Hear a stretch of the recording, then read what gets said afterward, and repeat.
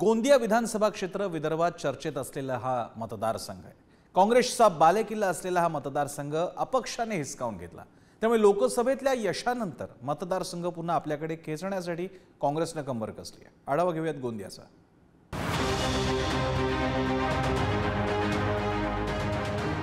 गोंदिया विधानसभेची चावी ही आमदार विनोद अग्रवालांच्या हातात आहे। कारण 2019 मध्ये भाजपकडून तिकीट न मिळाल्याने विनोद अग्रवाल हे अपक्ष म्हणून मैदानात उतरले। चावी चिन्हावर निवडणूक लढवत भाजपच्या गोपालदास अग्रवालांचा पराभव केला आणि त्यामुळे गेल्या वेळीची चूक सुधारत भाजप अपक्ष आमदार विनोद अग्रवालांना उमेदवारी देणार का हा प्रश्न आहे। गोंदिया विधानसभेतून कोण इच्छुक? विनोद अग्रवाल आमदार, गोपालदास अग्रवाल माजी आमदार, अमर वराडे काँग्रेस, राजीव ठाकरे काँग्रेस, भावना कदम भाजप, रमेश कुथे ठाकरेंची शिवसेना। आरोग्याच्या दृष्टीने सुद्धा अनेक मेडिकल कॉलेजला मिळालेली मंजुरी असेल, नवीन आता PSC आणि सब सेंटरला मिळणार असलेली मंजुरी, नवीन आयुष दवाखाना, असे अनेक ज्या गोष्टी आहेत या सर्व विकासच्या माध्यमातून येणाऱ्या काळामध्ये आम्ही या विधानसभेला तोंड देणार आहोत। मागच्या 5 वर्षांमध्ये सिंचन, आरोग्य आणि शिक्षण या तिन्ही क्षेत्रामध्ये आमच्या मतदारसंघाचे काम हे खूप मागे गेले आहे आणि त्यांना मार्गी लावणं हे अत्यंत आवश्यक आहे आणि त्या दृष्टीने पुढची निवडणूक लढणं मला भाग पडेल। गोंदिया विधानसभा हा गोपालदास अग्रवाल यांचा बालेकिल्ला होता। काँग्रेसच्या तिकिटावर सलग 3 टर्म विधानसभेत पोहोचलेल्या गोपालदास अग्रवालांनी मोदी लाटेत 2019 मध्ये भाजपत प्रवेश केला।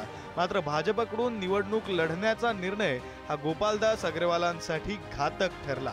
गोंदिया विधानसभेचा 2019 सालचा निकाल: विनोद अग्रवाल अपक्ष 1,02,996 मतं, गोपाल अग्रवाल भाजप 75,827 मतं, अमर वराडे काँग्रेस 8,938 मतं। महाराष्ट्राच्या विधानसभा क्षेत्रामध्ये महिलांना स्थान सध्या मिळालेलं नाही आहे, म्हणून एक इच्छा आहे की महिलांना विधानसभेमध्ये चांगलं स्थान मिळालं पाहिजे आणि गोंदिया विधानसभा क्षेत्रात मी नेहमी काम करत राहते आणि जिल्हाध्यक्ष असल्यामुळे महिला मोर्चाची परिचय सगळ्यांशीच होत राहतो। मला जर पक्षाने संधी दिली तर कमळाच्या फुलाच्या चिन्हावर मी जरूर लढेन। भाजपला रामराम ठोकत शिवबंधन हाती बांधणारे माजी आमदार रमेश कुथे हे ठाकरेंच्या शिवसेनेकडून निवडणूक लढण्याची तयारी करतात। डिमांड तर आम्ही करणारच, कारण 2 वेळा मी जो आमदार होतो, मला पूर्ण खात्री आहे की ही जागा शिवसेनेला मिळणार। लोकसभा निवडणुकीत भंडारा गोंदिया मतदारसंघात भाजपचे सुनील मेंढे यांच्या पदरी पराभव पडला। काँग्रेसचे नौखे उमेदवार प्रशांत पडोळेंनी खासदार सुनील मेंढेंना पराभवाची धूळ चारली आणि त्यामुळे गोंदिया विधानसभेसाठी काँग्रेसचं मनोबल वाढलं असून अमर वराडे, राजीव ठाकरे हे इच्छुक आहेत। लोकसभेला गोंदियातून कुणाल आली? सुनील मेंढे भाजप 1,10,811 मतं, प्रशांत पडोळे काँग्रेस 75,312 मतं, सुनील मेंढेंना 35,499 मतांची आघाडी। मागच्या 5 वर्षापर्यंत पक्ष संघटना टिकवून ठेवण्याचं जबाबदारी जी माझ्यावर पक्षाने दिली होती ती मी योग्य रीतीने सांभाळली।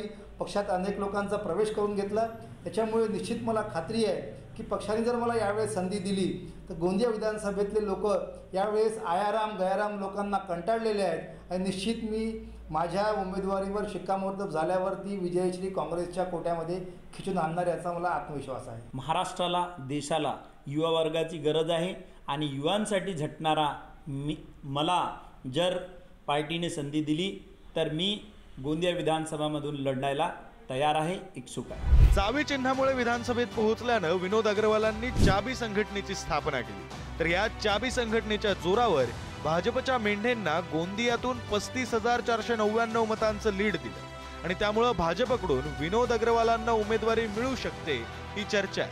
महाविकास आघाडीत काँग्रेसला ही जागा सुटल्यास गोपालदास अग्रवालांना पुन्हा पक्षात घेऊन तिकीट देणार की लोकसभेप्रमाणे नौखा उमेदवार देणार याकडे आता सर्वांचं लक्ष लागलं। आशिष जुनघरे, पुढारी न्यूज, गोंदिया।